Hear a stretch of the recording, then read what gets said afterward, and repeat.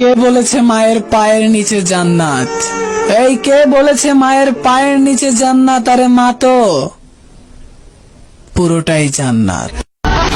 আপনি মারা গেলে ওই কালিমা আপনার জন্য সাক্ষী দিবে, যেই কালিমাটা আপনি মানুষের মাঝে শেয়ার করছেন, লা ইলাহা ইল্লাল্লাহু মুহাম্মাদুর রাসূলুল্লাহ। তো ভাই, এটা কি আরো 3 জন মানুষের কাছে শেয়ার দিয়ে পাঠানো যাবে না? যেই জিনিসটা আপনি মারা গেলে আপনার জন্য সাক্ষী দিবে, কবরে আপনার লাঠি হয়ে আপনার পাশে দাঁড়াবে।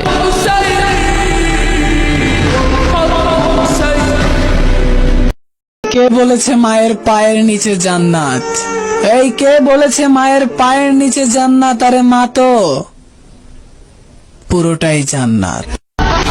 আপনি মারা গেলে ওই কালিমা আপনার জন্য সাক্ষী দিবে, যেই কালিমাটা আপনি মানুষের মাঝে শেয়ার করছেন, লা ইলাহা ইল্লাল্লাহু মুহাম্মাদুর রাসূলুল্লাহ।